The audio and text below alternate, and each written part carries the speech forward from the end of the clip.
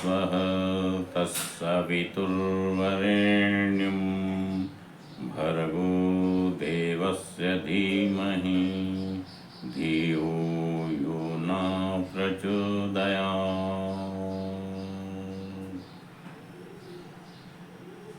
ॐ सजल श्रद्धाय विद्महे महाशक्ते च धीमहि तन्नो भगवती प्रचोदयात्। ॐ प्रखर प्रज्ञाय विद्महे महाकालाय धीमहि तन्नो श्रीरामः प्रचोदयात्। देवियों भाइयों, आइए नवरात्रि के पावन पर्व पर आज गुड़ी पाड़वा के दिन हम ये विशिष्ट वीडियो बना रहे हैं। आत्मचेतना का गूढ़ रहस्य गायत्री मंत्र के द्वारा गायत्री से जानेंगे। अगर ये बात सबने जान ली तो किसी बात की उन्हें कमी नहीं रहती, हर चीज़ प्राप्त हो जाती है। आत्म प्राप्ति यानी सभी का प्राप्ति हो जाना। चलिए आज पे हम विवरण करते हैं। आत्मा मैं हूँ, शरीर मेरा है, मन मेरा है, बुद्धि मेरी है, चित्त मेरा है, अहंकार मेरा है। चलिए, शरीर, मन, बुद्धि, चित्त, अहंकार, ये हमारे 5 आवरण हैं। इन्हें ही पंचकोश कहते हैं। इनका रहस्य जानिए। आइए, 24 देवता हमारे शरीर में रहते हैं और 9 ग्रह बाहर रहते हैं।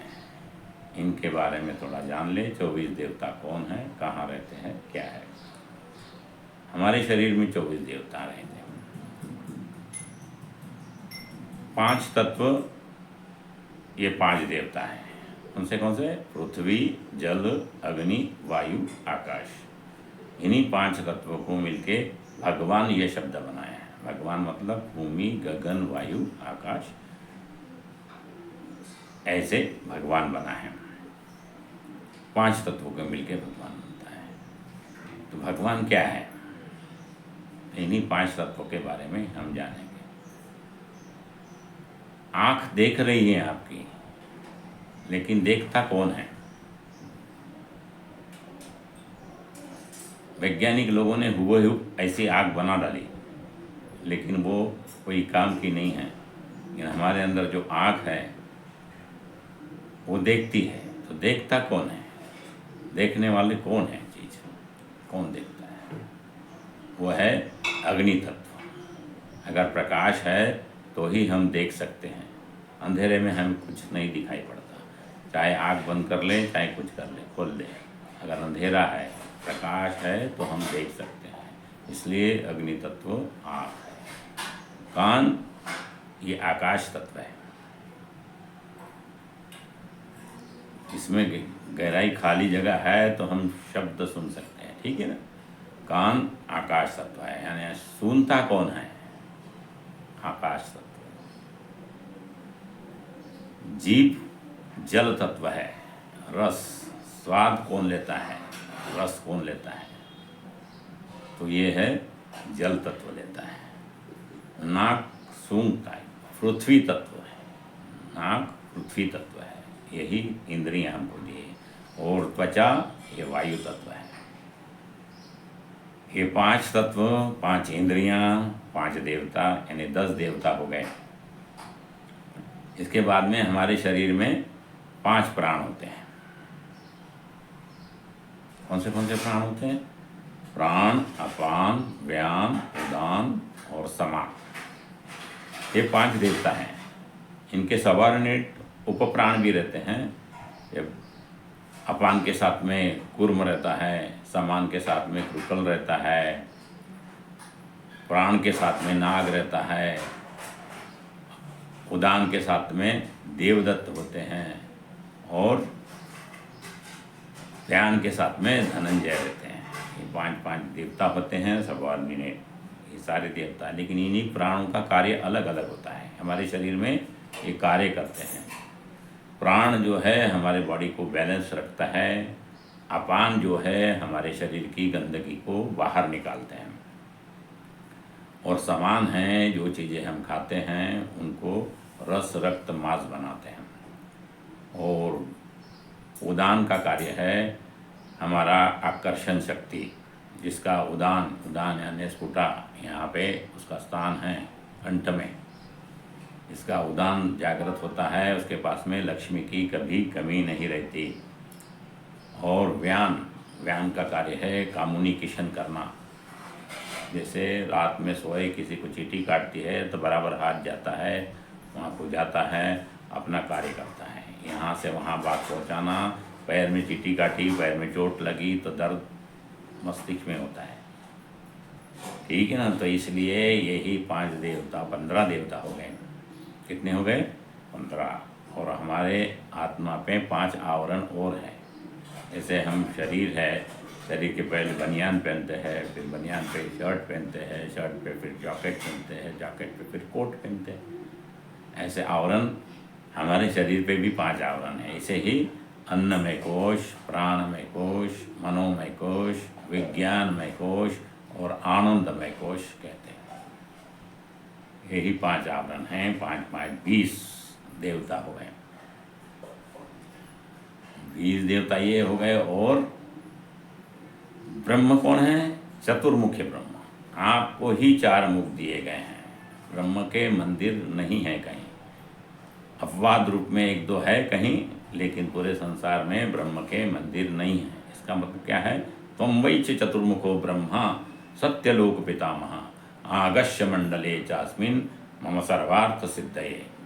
आपको ही 4 मुख देकर, ब्रह्म बनाकर इस धरती का राजकुमार बना के भेजा गया है। तो 4 मुख कौन से हैं जान लीजिए। तो पहला मुख है आपका मन, दूसरा बुद्धि, तीसरा चित्त और चौथा अहंकार। पहला क्या है? मन कल्पना करता है, विचार करता है। मन में सतत विचार आते हैं। शरीर में सतत प्राण चलते रहता है, प्राण से शरीर चलता है और मन विचारों से चलता है। अच्छे बुरे विचार, जब अच्छा विचार आ जाए हमारे मन में तो हमारा मन निर्मल है, और बुरा विचार आ जाए तो हमारा मन पूरा है। तो मन कल्पना करता है। दूसरा है बुद्धि। बुद्धि का कार्य है निर्णय लेना, डिसीजन लेना। मन ने ये सोचा कि चलो आज कहीं चलते हैं, कोई बुरा काम करते हैं, कहीं चोरी कर लेते हैं। बुद्धि बोलती है मत कर, मत कर, पछताएगा आगे, बताती है बुद्धि। लेकिन मन मानता नहीं है तो कर लेता चलो एक बार। तो मन सोचता है, बुद्धि ने डिसीजन दे दिया कर लो, करना है तो कर दो। तो फिर वो कर्म होता है, और वो कर्म जाके चित्त में फिट हो जाता है। चित्त यानी हमारा कंप्यूटर फ्लैपी, और इसकी कोई भगवान का नाम ले तो चित्रगुप्त कहते हैं। क्या कहते हैं? चित्रगुप्त। आपका हिसाब आपके पास में है। चित्त में आप पूरे पुराने जन्म के कर्म लेकर आए हैं, इसे चित्त कहते हैं। और चौथा है अहंकार। वैसा ही व्यक्तित्व बन जाता है। जो जैसा सोचता है और करता है वह वैसा ही बन जाता है। तो ये आत्मचेतना के बारे में जानते हैं। चेतना जागृत करने के लिए हमारी इंद्रियों की तन्मात्राएं जागृत करनी पड़ती है। जैसे 5 तत्व है, 5 तत्वों की 5 तन्मात्राएं हैं। पृथ्वी की तन्मात्रा गंध है, इसे अंग्रेजी में सेंस कहते हैं। क्या कहते हैं? सेंस। जिसका पृथ्वी तत्व जागृत हो गया उसकी सेंस जागृत हो जाती है। इसकी साधनाएं हैं, कैसी करनी है बताएंगे बहुत बड़ी बड़ी। गुरुदेव ने इस किताब में लिख रखी है। अपने आप को कैसे जागृत करना, चेतना आत्मचेतना कैसे जागृत करना, ध्यान द्वारा कैसे करना है, ये सारी बातें बताते हैं। अच्छी अच्छी बातें बता रहे हैं। आप वीडियो को लाइक करें, सब्सक्राइब करें और शेयर करें। और चलिए फिर आगे की बात बताते हैं। चेतना तन्मात्राएं, पृथ्वी की तन्मात्राएं गंध होती हैं, और जल की तन्मात्रा रस होती है, अग्नि की तन्मात्रा रूप होती है, जो आँख देखती है रूप, वायु की तन्मात्रा स्पर्श होती है, और आकाश की तन्मात्रा शब्द होती है। शब्द ही परब्रह्म है। जो हम मंत्र बोलते हैं, हमारे अंदर से उच्चारण निकलता है, शब्द का अति महत्वपूर्ण गहरा रहस्य है। चेतना के रहस्य, गूढ़ रहस्य जानना है तो अगले वीडियो में और बताएंगे, स्वाध्याय करके बताएंगे आपको, ठीक है। लेकिन अभी इस बात को जान लीजिए, चेतना हमारी जागृत कैसी होती है। तो हमें साधना करना पड़ता है, ध्यान करना पड़ता है। ध्यान का मतलब है एक ही चीज़ पे पूर्ण लक्ष्य से देके उसी के बारे में सोचना ध्यान से, और उसी को जागृत करना। ध्यान बड़ी बड़ी बातें हैं। तो पंचकोशीय ध्यान होता है, हमारा कुंडलिनी जागृत का ध्यान होता है, बहुत सारे ध्यान हैं। हर एक पे हम वीडियो बनाएंगे। 5 कोश जागृत कैसे करना है, अन्नमय को जागृत कैसे करना है, प्राणमय को कैसे करना है, मनोमय को कैसे करना है, विज्ञानमय को कैसे करना है, आनंदमय कोश को जागृत करना है। ये कोश जागृत हो गए तो आपकी आत्मा, आपकी चेतना जागृत हो जाती है। किसी बात की आपको कमी नहीं रहती है। इसको ही आत्मचेतना के गुण रस के बारे में हमने बताया। तो इसी को जागृत करते हैं। पूजन हम करने बैठते हैं तो देखिए क्रम ऐसा रहता है। सबसे पहले पृथ्वी पूजन होता है। पृथ्वी से प्रार्थना करते कि धरती माता आपके शरीर की सहनशीलता, उदारता हमें प्रदान करें। जो सहनशील बन गया, उदार बन गया, श्रेष्ठ बन गया, तो उसका पृथ्वी तत्व जागृत हो गया। दूसरा जल तत्व है, सहजता, निर्मलता आपके अंदर गुण आ जाए तो जल शरीर का निर्मल, सजल, सजल बोलते हैं ना, सजल श्रद्धा, प्रखर प्रज्ञा। तो सजल आप बन जाए तो जल तत्व आपका जागृत है। वैसे ही प्रखरता आपके अंदर आ जाए, ओजस, ओरा आपका जागृत हो जाए तो अग्नि तत्व जागृत हो जाता है। वैसे ही स्पर्श जागृतता आएंगे तो इसके लिए आपको वायु तत्व जागृत हो जाता है। स्पर्श आपको महसूस होना चाहिए, यहाँ से दूर से कौन स्पर्श कर रहा है। और दूरदृष्टि संजय देखता था ना महाभारत में, तो वो रूप तत्व का जागरण है, अग्नि तत्व का जागरण है। उसको कैसे किया जाए, इसमें गुरुजी ने गायत्री महाविज्ञान में लिखा है। इसलिए हर एक को आज के भगवान पंडित श्री राम शर्मा आचार्य, जो गुरु के रूप में साक्षात शिव आए हैं, और माता वंदनीय देवी भगवत शर्मा, ये साक्षात पार्वती है। और आप सभी को बता दें कि अखंड ज्योति जो 100 वर्ष से जल रही है, जिस ज्योति में गुरुदेव को साक्षात्कार हुआ था, उनके दादा गुरु स्वामी सर्वेश्वरानंद जी आए थे, उनको 100 वर्ष हो रहे हैं। तो 2026 वर्ष अति महत्वपूर्ण है। ये नवरात्रि भी अति महत्वपूर्ण है, हमने बताया है। गुड रहस्य इसके हम एक वीडियो डाल के, अगला वीडियो गायत्री यज्ञ कैसा करना है ये डालेंगे। उसके बाद में अगला वीडियो हम बताएंगे कि पंचकोश का ध्यान जागरण की साधना, पंचकोश जागरण की ध्यान धारणा, इस बारे में हम भी वीडियो डालेंगे। तो इसलिए आप हमारे वीडियो देखते रहें, और हो सके तो गुरु जी की किताबों का स्वाध्याय करें। गुरु जी कौन? पंडित श्री राम शर्मा आचार्य। इन्होंने बहुत सारी किताबें लिखी गए हैं, तो इन्हीं किताबों के में हम जागृत करते हैं। समय कौन सा रहना चाहिए, कैसा रहना चाहिए, प्राणायाम के बारे में हमने वीडियो डाला है, इसको जागृत करना है। हमारी आत्म चेतना, हम कौन हैं?